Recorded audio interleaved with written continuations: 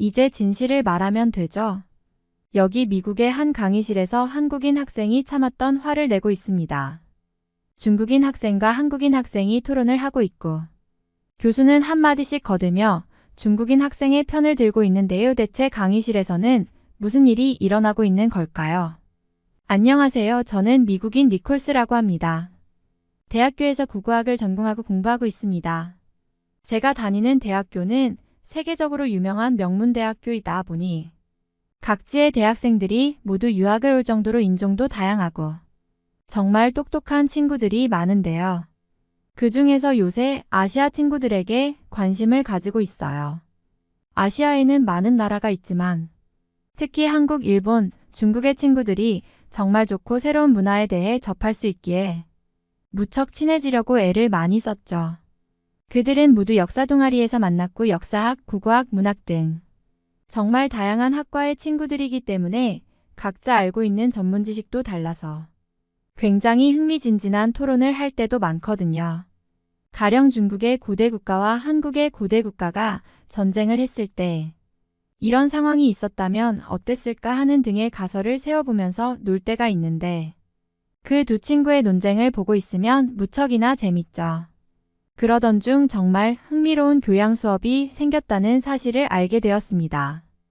바로 아시아 역사 토론 수업이었고 교수님께서 모든 수업을 토론으로 진행한다고 하시더라고요.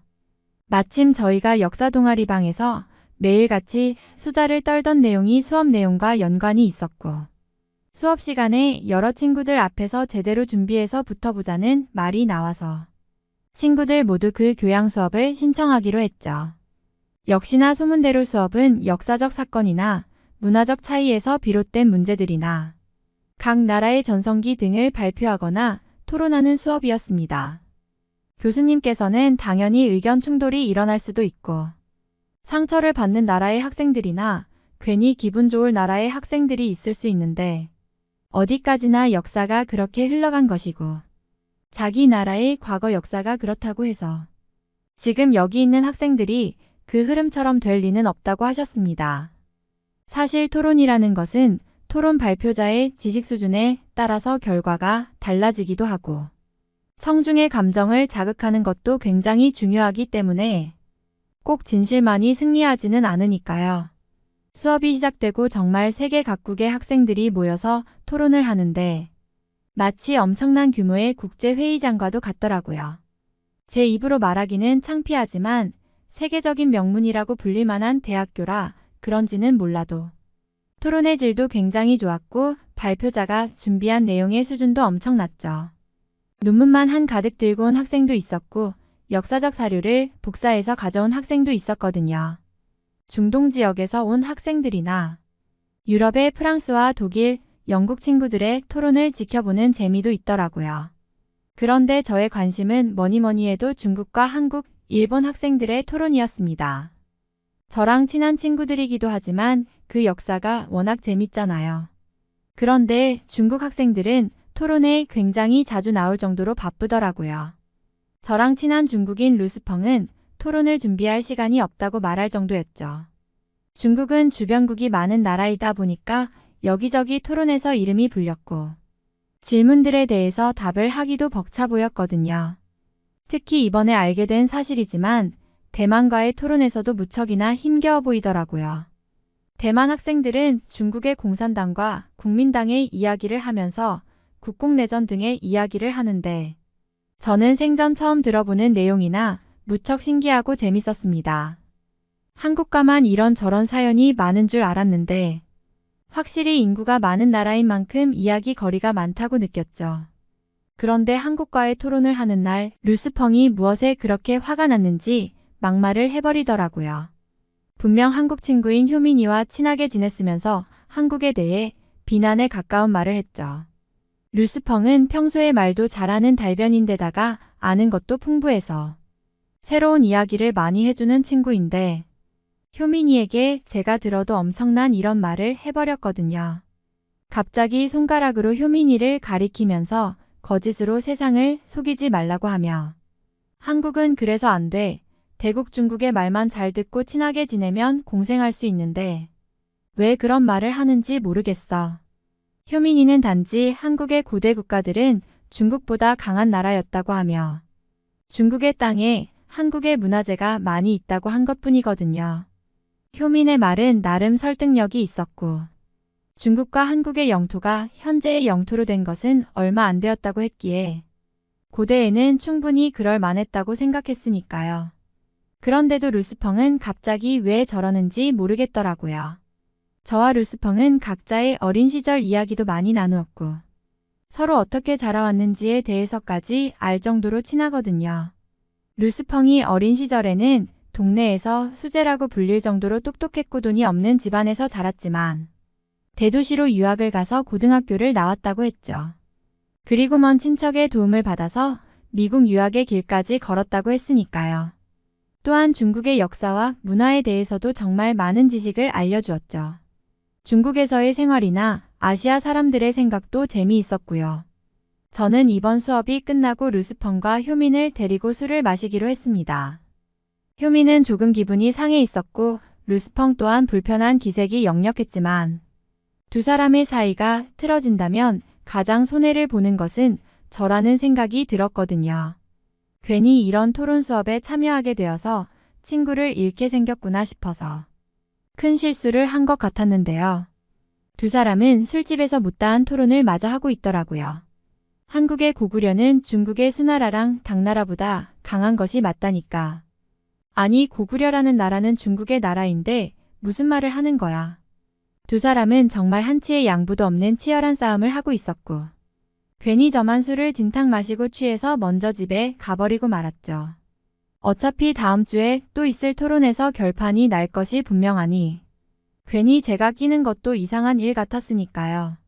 원래 저희들은 함께 점심이나 저녁을 먹으면서 시간을 보내는데 이제는 그러지도 못하는 신세가 되어버린 것이 아쉬웠죠. 그런데 효민이 저에게 따로 연락을 해서 만났는데 저에게 미안했는지 작은 선물과 함께 편지까지 준비해 주더라고요. 한국의 독도라는 섬의 사진이 박힌 화장품 로션이었는데 굉장히 향도 좋고 질도 좋더라고요. 그러면서 중국과 한국의 역사 문제에 대해서 말을 꺼냈죠. 현재 중국이 동북공정이라고 해서 한국의 역사를 자신의 것으로 만들려고 한다며 아마 루스펑은 그 내용을 사실로 알고 저렇게 말하는 것이라고 하는데 그동안 들어본 적 없는 새로운 이야기에 귀를 기울이게 되더라고요. 제가 굉장히 덜렁거리는 편이라서 이런저런 준비에 부족한 것이 많은데 효민이는 그런 저를 늘 옆에서 챙겨주고 조용히 도와주는 친구거든요. 역시 이런 이야기를 듣다 보니 효민의 말이 맞다는 생각이 들고 관심도 많이 갔습니다. 제가 국어학과라서 고대의 이야기와 고대 사료에 관심이 많은데 미국에는 그런 역사 유적이 전무하다시피 하니 아쉽거든요. 그래서 아시아 친구들을 만나면서 아시아의 고대 역사와 유적에 관심을 가지게 되었는데 고구려와 발해라는 나라에 대해서 굉장한 흥미가 생길 이야기였죠. 효민이 준 로션도 저의 피부에 딱 알맞아서 잘 사용할 수 있었고요. 효민은 저의 피부가 건성인 것을 고려해서 한국에 갔을 때 사둔 것이라는데 이런 디테일하고 세심한 배려에 굉장히 고마움을 느꼈죠.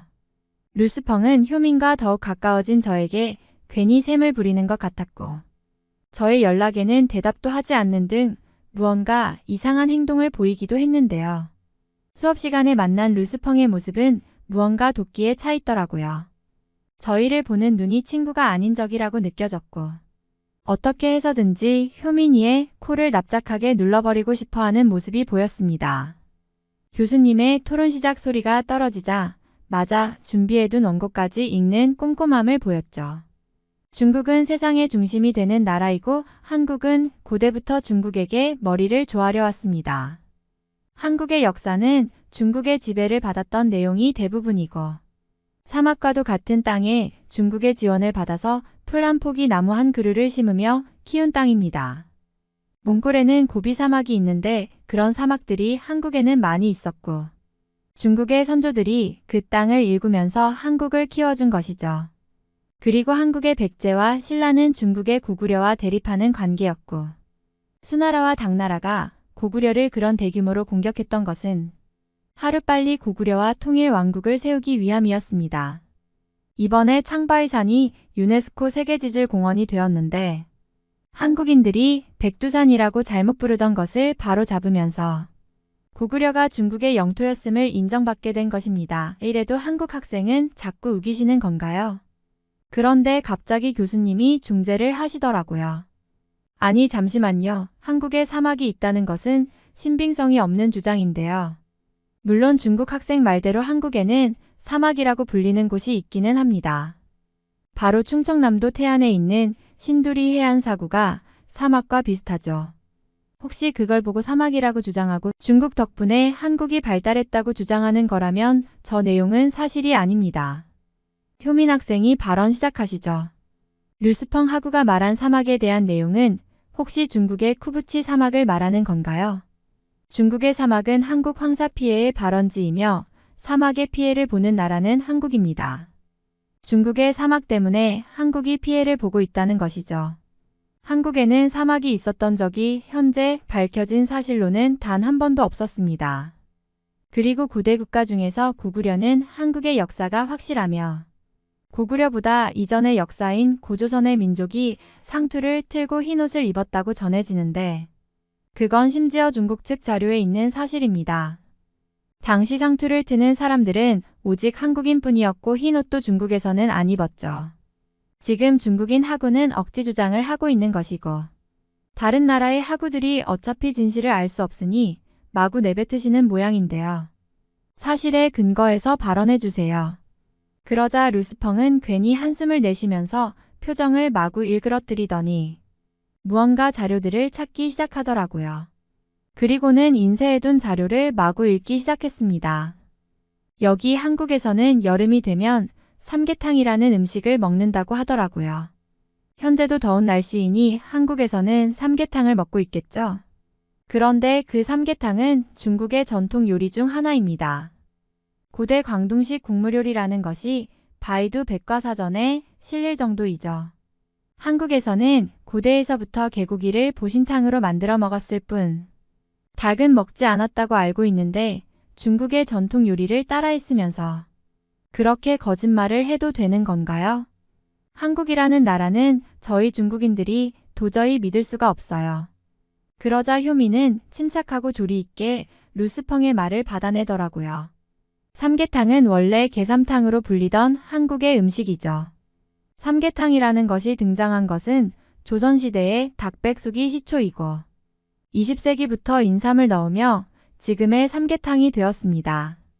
중국에서는 인삼이 흔한 음식이 아닌 것으로 알고 있는데 닭을 끓여 먹은 기록이 있으면 전부 삼계탕이 되는 건가요? 교수님은 루스펑의 상태를 보시고는 아픈 것 같으니 얼른 돌아가라고 하시는데 실제 루스펑은 얼굴이 온통 시뻘겋게 변해서 불덩이와 같았죠. 저는 루스펑이 자신의 주장이 막혔을 때에 저런 상황이 될 거라는 것을 알고 있었고 저러다가 분노를 하고 무슨 일이 벌어질지 모르는 것을 알기에 교수님의 판단이 정확하다고 생각했습니다. 과거 동아리방을 치울 때에 쇼파의 위치를 루스펑이 원하는 방향으로 하지 않자 대폭발을 하고 딱 저런 빨개진 상태로 있다가 몸을 부들부들 떨면서 소리를 질렀거든요. 루스펑은 주먹을 불끈 쥔 채 강의실의 문을 쾅 닫고 나가버리고 효민도 무언가 허탈한 표정으로 앉아 있었죠. 교수님께서는 토론을 열심히 하는 것도 좋지만 토론하는 태도가 훨씬 중요하다고 하시면서 상대방을 무조건 이기려고 발버둥을 치는 것보다는 사실을 말해주면서 자신이 인정할 것은 깔끔하게 인정하고 모르는 것과 아는 것을 명확히 이야기하는 태도가 토론뿐만 아니라 앞으로 살아가는 데 있어서 훨씬 좋다고 하셨습니다. 루스펑은 아무래도 교수님에게 단단히 찍혀버린 것이 분명했고 학점 또한 최악으로 받을 것이 확정난 것만 같았죠. 그렇게 수업이 끝난 저는 효민과 함께 저녁을 먹으며 이런저런 이야기를 나누었습니다. 그런데 효민은 정말 의외의 말을 하더라고요. 루스펑이 불쌍하고 저렇게 된 것이 루스펑의 탓만은 아니라고 했으니까요. 평소에 효민이 남을 위할 줄 알고 착한 성품을 지닌 친구라는 것을 알았으나 이렇게 막 나가는 친구까지 생각하는 마음이 넓은 친구라는 사실은 몰랐습니다.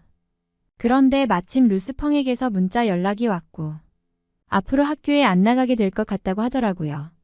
미국과는 맞지 않는 것 같다고 하는데 무언가 안타깝다는 생각도 들었죠. 그런데 효민에게서 정말 충격적인 사실을 알게 되었습니다. 루스펑의 부모님은 중국에서 꽤나 높은 요직에 있는 정부의 간부였고 루스펑이 저에게 했던 말들은 모두 거짓말이었다는 사실을 알게 되었거든요. 분명 어렵게 자랐고 대도시로 상경해서 고생했다는 말을 했는데 저한테까지 거짓말을 하면서 접근을 했던 것이죠. 한동안 저는 루스펑에 대해 이런저런 생각이 많았습니다. 유일한 중국인 친구였고 친하다고 생각했는데 그의 행동과 말이 모두 거짓말이었고 이렇게 한순간에 사라져버리게 될 줄 몰랐으니까요. 주변 친구들에게 이 사실을 들려주자 더욱 새로운 내용을 알게 되었는데 중국인들은 자신들의 성공신화를 만들고 싶어하는 경향이 있고 정부와 관련되어 있다고 말하는 것을 극도로 꺼린다고 하더라고요. 세계적으로 중국에 대해서 좋지 않은 인식이 있다는 것을 그들도 알고 있고 자신이 그런 소문과 관계없는 사람이라는 것을 보여주기 위해서 시골 출신이라 순박하다는 이미지를 심기 원한다고 했죠. 루스펑에게 뒤통수를 세게 맞은 것 같아서 혈압이 오르던 찰나 제 친구는 저에게 더욱 골 때리는 이야기를 해주었죠. 바로 중국인들이 자신들이 중국인이라는 것을 속이지 않은 것만 해도 다행이라고 했으니까요. 대부분의 중국인들은 한국인이라고 속이면서 학교를 다니고 특히 유럽에 가면 한국인과 중국인의 대우가 다르기 때문에 한국인이라고 하면서 그 혜택을 누리고 싶어 한다면서 피해를 보기 전에 진실을 알게 되어서 천운이라고 하는데 무언가 친구를 잃은 것 같아서 씁쓸하더라고요. 그래도 저는 효민이가 있기에 굉장히 행복한 대학 생활을 할 수 있었습니다. 효민이가 방학 때 한국에 놀러 오라고 저만 특별히 초대해 주었고 한국의 서울에 있는 가족의 집에서 저를 재워주겠다고까지 했거든요. 이번 방학이 너무 기대되고 효민이의 가족들도 빨리 보고 싶네요. 이번에 알게 된 사실인데 효민이의 아버지가 역사교사라고 하던데 그런 가정 환경에서 자랐기 때문에 효민이가 이런 좋은 친구가 되었을 거라 생각해요. 한국의 모습이 너무 궁금하고 얼른 가보고 싶네요. 이번 사연은 여기서 마무리하도록 하겠습니다. 끝까지 시청해주셔서 감사드립니다. 좋아요와 구독은 영상 제작에 큰 힘이 됩니다. 꼭 한 번씩만 눌러주세요. 감사합니다.